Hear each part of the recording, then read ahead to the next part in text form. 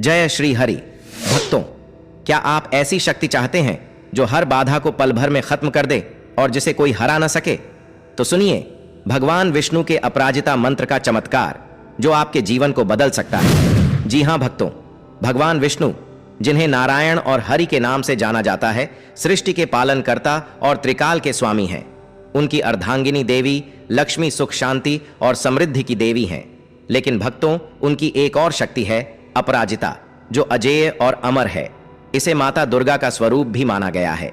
भक्तों, अपराजिता मंत्र आपके जीवन में अपार सकारात्मक ऊर्जा का संचार करता है।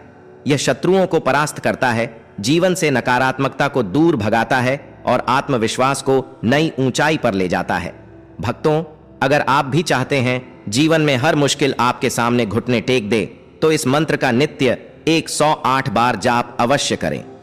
ओम क्रीं अपराजिताय फट्।